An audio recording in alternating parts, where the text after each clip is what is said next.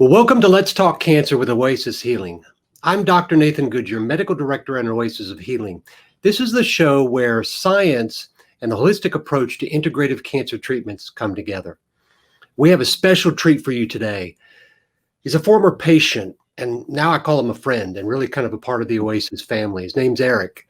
And he just, I want to bring him on the show to kind of give you a real life experience of what it's like to come into our facility, Oasis of Healing, with stage 4 cancer, but actually leave without any evidence of cancer, healed.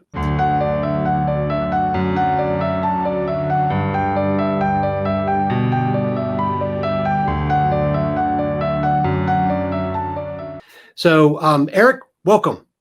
Hey, Dr. Goodyear, it's great to be back. How are you? Doing great. Even though you're there and I'm here, it's good to see you. If we were together, I'd give you a hug. Yes. Yeah. It's great to see your face. Yeah, likewise. Always good to see you and your wife, and you guys are great. Well, Eric, you came to us not in the best of circumstances. You came to us with stage 4 Hodgkin's lymphoma. Do you remember the condition you were like when you came in? Well, yeah, I mean, it's kind of surreal. I mean, looking at myself today and then looking back, it was a really bad thing. You got to remember, Doc, when we first met, how much in denial I was, right? I was thinking I was going to go to a rock concert and see some of my favorite bands, and I just didn't want to accept that I was really that sick, even though I was diagnosed with the Hodgkin stage 4. And but thanks to you and your kindness, your heart, giving me that personal call and just letting me know where things are at. Yeah, it was a bad situation. In fact, I'll never forget the first day that we came to see you through our first parts of the treatment. We were staying at a hotel, and Christy, reminded me the other day, we were talking about it, that you couldn't even get in even walk on your own to get back to the clinic for your first week of treatments. It was getting so bad, the inflammation and things in my legs and stomach area, it was just crazy. It was just a very serious thing. And I look back at pictures and that stuff today, it's just amazing, the difference between me today and then. It's just it's unreal. So yeah, well, let me kind of refresh your memory, because I can remember it well, because when I first saw you, I was like, oh boy. So you came in the wheelchair. You had edema, so your legs were swollen up to your belly. You were wearing sweats. I don't know if you remember, you were wearing sweats, and it was hard to touch you because you were sweating so, with the hot flashes and the sweats that are so common with Hodgkin's like this. And I can remember you getting up on the exam table talking about how you were having to change your clothes 3 and 4 times a day, 3 and 4 times a night, just because you were sweating right through them because of all the fevers that you were getting. Do you remember those? Oh, it was bad. I mean, I was going through about 5 to 6 t-shirts a night. We actually had special pads that I had to sleep on, that Christy and I purchased, just because they wouldn't get on the bed. The sweat wouldn't get into the bed. It would roll on the pads, but they were soaked. We had 2 of them. We had to rotate them out every single night. And it was terrible. I mean, looking back, I mean, it's funny, but it was a very serious thing. And it was so I just very grateful that today I don't have those problems. I do sweat when I work out or, working on our coach or something like that, but not like that at all. So yeah, anyways, it was very serious. And I remember when you got up on the exam table, you said, I got to tell you, I have a plan for 3 weeks from now. I am not going to miss out on. I am going to this concert, and nothing that you can tell me is going to change that. Right. And afterward, we sat down. I said, Eric, I told Christy, your wife, I said, I don't know that you'll be here in 3 weeks if you go to that concert. I can remember that, and we finally convinced you to go ahead and start treatment. Right. But kind of right out of the gate, I want to kind of get into your journey, because I think that's what's real for people that are diagnosed with cancer. so much of what we talk about from a holistic perspective, you know, it's not tangible, it's not real. And so I want to highlight your experience as it relates, because you kind of went into conventional for a short time and then came back to us because you had a setback right out of the gate, didn't you? We did. Yeah. You know, unfortunately, because I waited so long and was in such denial to come to the Oasis, the setback was I had certain organs of my body, like my kidneys, all shut down. If you remember right, too, I believe it was inflamed spleen and also liver, and what the cancer was creating, and it actually literally shut down my kidneys, which was creating all the inflammation. And you know, thank God I was in the clinic at the day that I was there, because you requested that I go to the hospital and get this water taken off of me. And you know, this is because of my memory lapse and because how sick I was. I remember just getting in the hospital, but it was unfortunately going to the hospital, that was the terror, because they they did every type of test you can imagine to try to figure out what was going on, and ended up in the hospital for 6 weeks. And they ended up giving me the port for the dialysis and things like that. The sad part about it with the traditional way of doing things is that, you know, you got so many different doctors and specialists that are trying to find the cause of what's going on and things, even though they knew already had Hodgkin stage 4. They were doing everything everything possible. I think I had every type of test that was unimaginable in that hospital, being there. And honestly, I was there for 6 weeks, if you recall. Oh, yeah. And it was pretty sad. The great news and blessing was that you were there, support, and other members of the clinic to help guide me and give me hope. And you know, that once I got out of there, that everything would be fine. Unfortunately, the hospital wasn't giving much hope at all. I mean, I had ultimatums, basically. You know, they could, kill the cancer, but they would never be able to save the kidneys. We actually have medical reports going back with our different doctors talking in their medical reports, the journal. A lot of them didn't give me hope that I was going to survive in the hospital. Anyways, the good news is that I was able to get out of the hospital, went to a rehabilitation center for a few weeks. But with that, I was already starting to come back to the clinic. And you know what? In all aspect of it, the kidney challenge was really rough on me, because one thing I didn't do is I never gave up. I really believe that through God and through the clinic and everybody's help, that we would get through this. And I say we because this wasn't just my journey. This is my wife Christy's journey as well. And the partner is part of this. And when you have that support, it's everything. And she was my angel by my side just to make sure everything was going smooth and taken care of.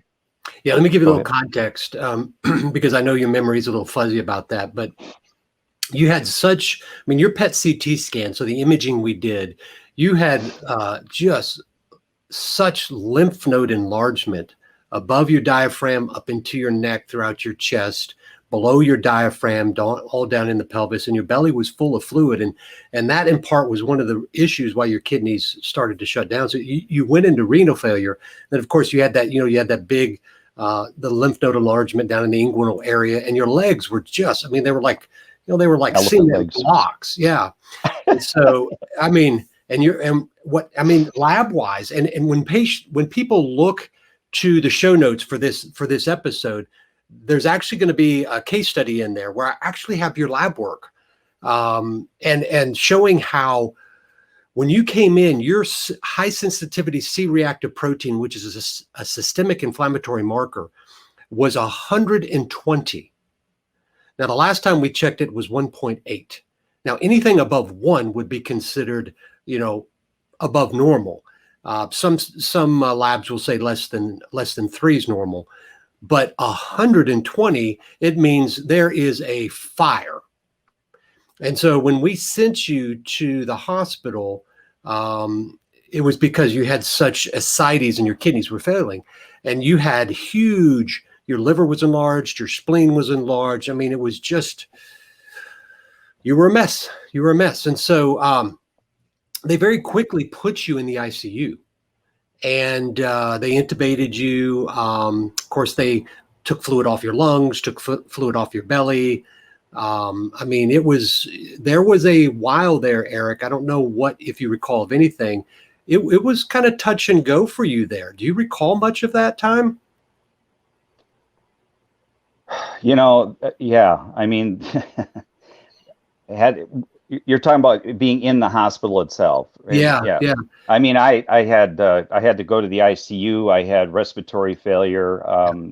There was a lot of different challenges in the hospital. One was my own personal accident. We don't have to get into that, but getting up and walking around, which I shouldn't have done, and cracked my head. But but I survived that too. But um, there was a lot of reactions that I had to medication that was just a lot of crazy things are going on, and the whole body. It's hard to recall all that stuff because it was so horrifying, and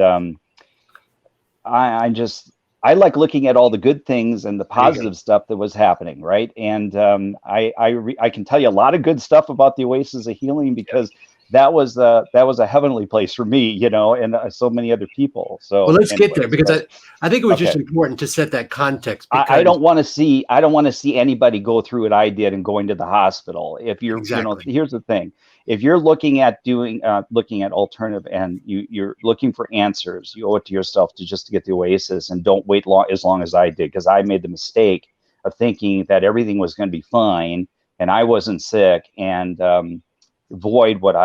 please just avoid what I had to go through, because it was terrible. It was a nightmare. And if I don't want to wish anybody to have the kidney failure like I had, because getting on dialysis and having your specialist at the dialysis center, nutritionalists and different doctors saying you're never going to get off of dialysis, and the refreshing thing was coming back to you and saying we're going to get you off of dialysis, and that instilled in me the belief that we were going to make this happen, and we proved them wrong, didn't we? And you proved them wrong. Your body proved them wrong. Yeah.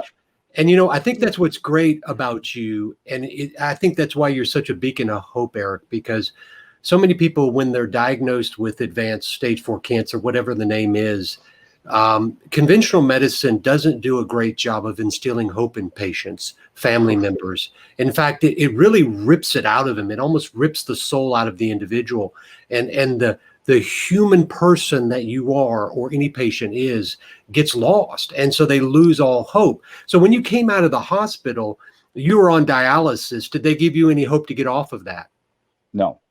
And that's the thing. I mean, there's the doctor that the what do you call the doctor who works with the kidneys? I'm terrible at the term. Nephrologist. Yeah. So the doctor has been this doctor for over 30 years in this field. And he says, in the 30 years I've been in this industry, I've never seen patients being on dialysis for 3 months or more that get off dialysis. You're like the miracle kid. So whatever you're doing, you need to continue doing what you're doing. So it was a blessing, because, I was able to go see my son's wedding. That was one of my biggest goals, to be able to do that. And as the things progressed, I was able to take myself down from the dialysis from 3 days a week to 2 days a week, then to 1 day a week. And all of a sudden it's no days a week. And I was able to have that particular port removed out of my system, out of my chest. And that was a celebration.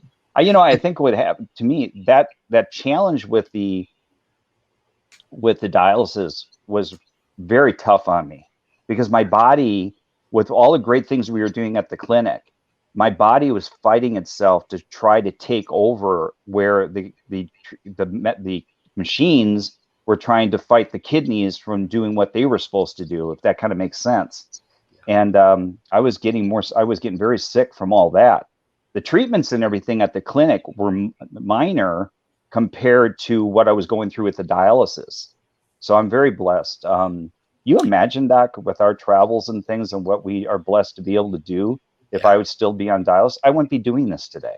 You you couldn't do know, it. and And no, that's the thing is when you were discharged and we got you back out of the hospital, some 6 weeks later, you were still on dialysis, but we were able to do really two paths together simultaneously. One, start treating you, start working on healing you from the Hodgkin's lymphoma. yep, At the same time, work to step you down off of dialysis. So it's not just, well, let's work to get you off of dialysis. We were treating you for the Hodgkin's lymphoma as you got off the dialysis. And so, and what we do here in Oasis of Healing, as I know you know, is it's an integrative, holistic approach to the treatment of cancer. mhm, So, I want to touch a little bit on that because often people think, well, if I had to treat cancer, I don't do any healing. But you're the exact example of how you can heal from cancer and heal the body at the same time. Do right. you remember any of your therapies while you were here Oh going yeah. through, particularly for the treatment of the Hodgkin's lymphoma, and Well, maybe touch on a few of those? the therapies is not just the therapies. Okay, I guess what I'm saying, the therapies, the therapy starts right when you walk in the clinic, because it's not just the actual therapies that you're going through, but it's the people. Okay, it's the other patients that you're with. We all become one big family, and we're all supporting each other. You're in a big support group of people that are all helping each other and getting through all their different challenges that they have. I'm going to back up a minute too, that you're talking about. I think the other thing that's a blessing is that it's just not one standard protocol that you're doing. Again, I'm not a doctor, but here you took me as an individual, and your different therapies and things that we did was different than my friend that was sitting next to me. Okay, we all had different protocols and things that we were doing to addressing our different types of challenges that we had. But we're walking in. It is like one big family. When you walk into the, and I haven't been there a while, so I don't know what kind of remodeling and things you've done, but you walk into it, you have a library of books and support materials. We have the kitchen that we work with, learning how to cook. I mean, we're traveling in a motor coach, and if we can live this diet in a motor coach, Yeah. which is the diet is just part of my life today. I mean, that's just how it's to it. That's another, we'll talk about that later. But the point is that it's all part of the treatments, right?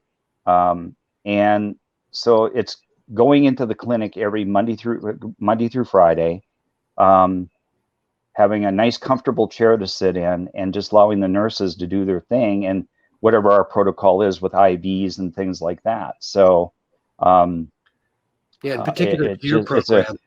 right. So, I mean, so my routine was during the week is that I recall. So I would get colonics during the week. Once or twice a week, I was doing colonics, which at first I was a little, well, let's face it. I mean, most of the stuff that we did in the beginning, I was like, really? But then you turn to accept it, even the eating habits, right? Because you're changing your diet. We're so used to this terrible American diet today, the way we eat, changing your diet and all that stuff. But today, it's like, I love the food, the way we eat today, the raw aspect of things. So doing colonics, you're having lymphatics. I love the lymphatics. I think everybody will joke because every time we go in to do the lymphatics, or if I'm doing acupuncture, I would lay on the table and I'd fall asleep. It's just because it's so relaxing in that, so it's just, so I believe I did lymphatics, I think, Doc, twice a week. I did acupuncture once a week. And then you had other techniques and things that you do there too that I didn't get involved with that are really promising for other patients and that stuff, because of my situation, But again, the whole aspect of it, you have different machines and things that pads and things you can sit on, that lay on, that help and support throughout the day. It's a whole sanctuary of things that we can utilize throughout the day to help and the support. So in all aspects, it's not just a treatment, it's all of it is part of the treatment. Does that make sense? I Yeah. guess. It's about healing. It's about healing the Yeah, physical, the psychological, the emotional, the We, spiritual. you For you know, specifically, we did low dose metronomic chemo, we did IV curcumin, and we had to really tailor it to protect your kidneys. So we yeah, weren't able to use high dose vitamin C, which we use for many others, because your kidneys yeah, wouldn't be able to handle them. We weren't able to do hyperthermia, where we mimic a fever, because your kidneys weren't able to handle the fluid. And yeah, it's really interesting, Eric, because you've touched on this a little bit, but so many people think that quote unquote alternative or integrative cancer or holistic cancer treatments are, just natural and there's no science behind it. But in essence, we were following labs all the time, right? We were discussing the science, we were every discussing the week. progress, we were discussing your treatment and how things were going. And so it always surprises people, and I think it surprises the doctors that we're actually following the science in this approach. And you're the perfect example of how this approach takes somebody that was very sick and actually healed them. Yeah, Yeah. it's it's awesome. I mean, Yeah. I'm very And blessed. now you're back on the road living the dream. Yes, our dream. It's That's yeah, right. it's and I think it's a thing for God, a calling for God to allow us to do this. We talk to people all the time, and we're willing to talk to anybody on the phone. Doc, you know that, and we're here to help people and educate people and give them hope and understanding that uh, this is just a little hiccup in your life, and if you really believe that you're going to get through this, you will get through it with the whole, with the help of Oasis. And uh, I just, it's hard to put in words. I mean, it's just, it's a surreal type thing. It's just, we're just living the life that we always dreamed of and more. And it's kind of funny, but when I go to the bathroom every day, I mean, every day when I go to the bathroom, I thank God. Okay. We have our little conversation together and that stuff. And when I wake up in the morning and have all this energy, So what would you, it gets really emotional, buddy. I'm sorry. It just no, you know, that's what I love about you too, because we've shed some tears together. Because I can remember, you remember when we went over the PET CT scan and how it was just completely clean. I mean, you were actually a little surprised. We knew things were better. We knew things were better. But do you remember when we went over that and it was, I mean, completely clean? Nothing was yeah, there. yeah, And I mean, you just started crying. I yeah, remember that. And that's why we both do, that's why we do what we do. It's such an opportunity to see somebody heal. But, as Dr. Lodi has said, it's in many ways, I agree with this.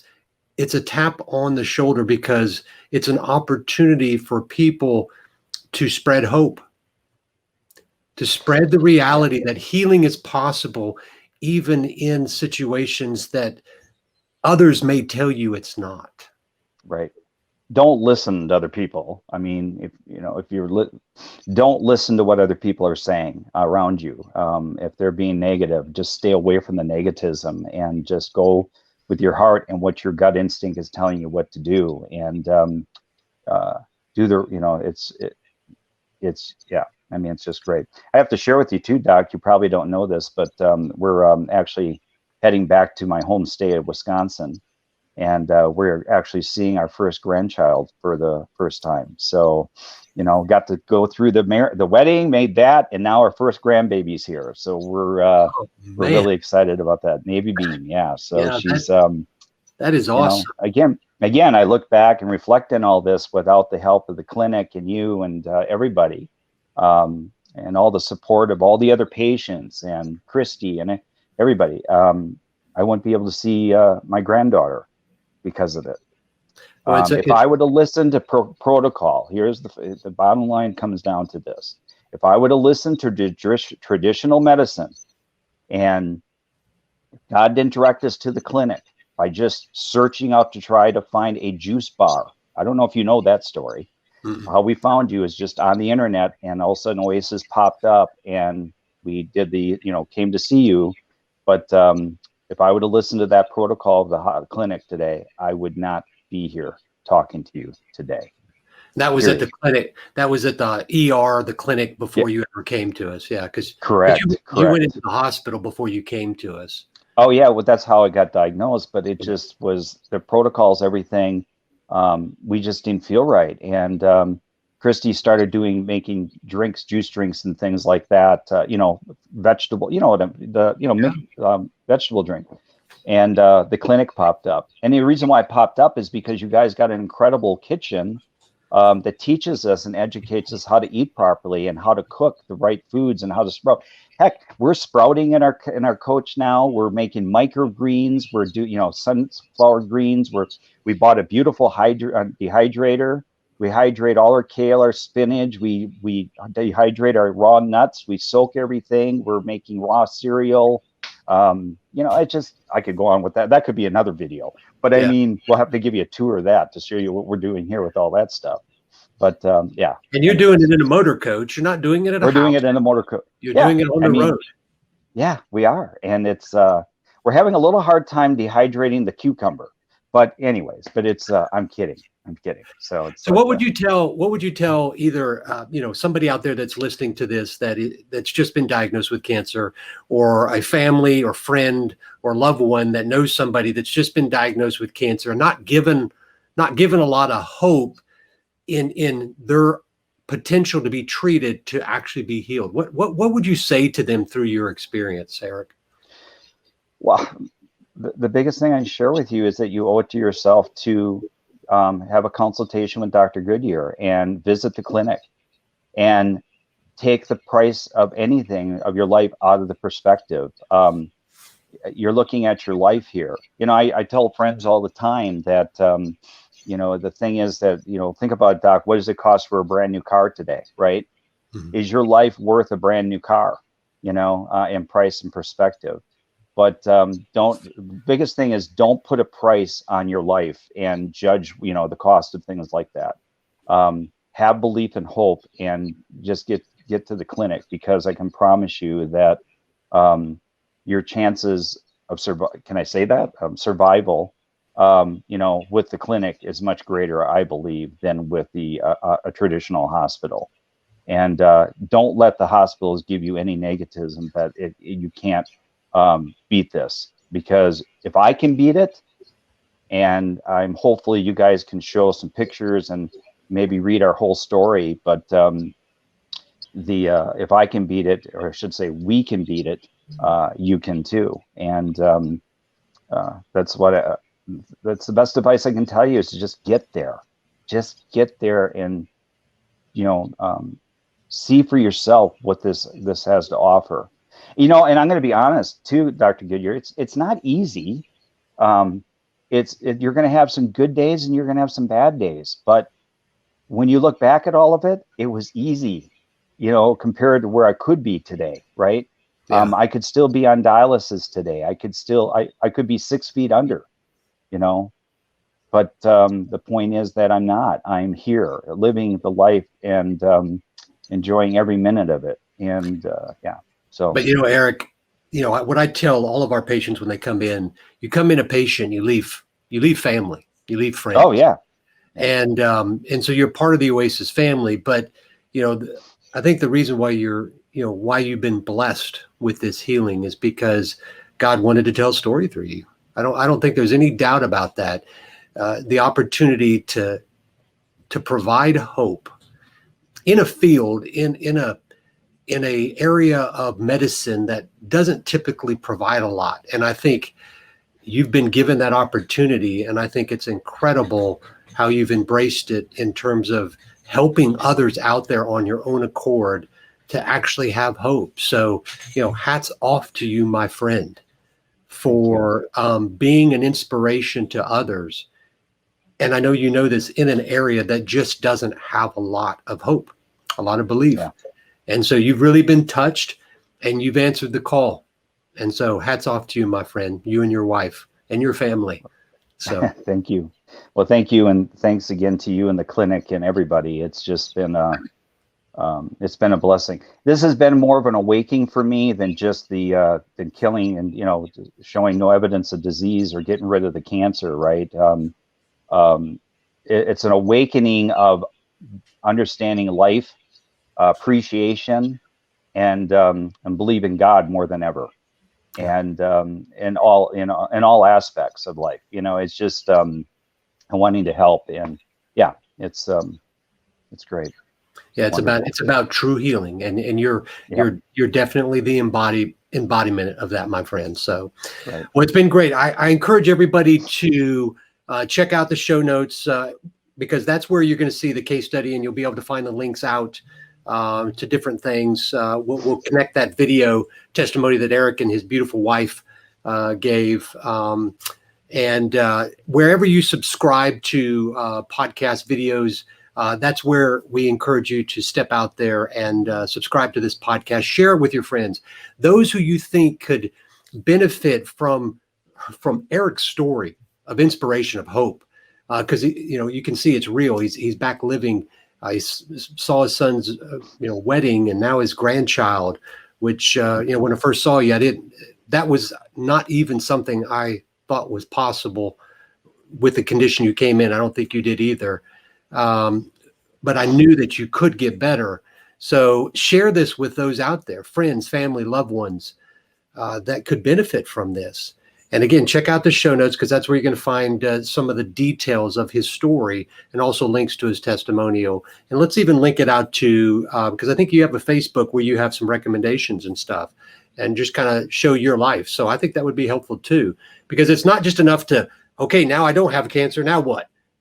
You live, and you embody this living, healing lifestyle. And I think that is an incredible testament to you and your wife. Thank you. You bet. Well, my friend, it's good to see you. I look forward to seeing you again when you come back. So make sure you come back and see us. Yes. Because I've got to give you a hug. And I love, it's great coming in the clinic just to see other patients, and, just see, it's just like you said, it's a family, right?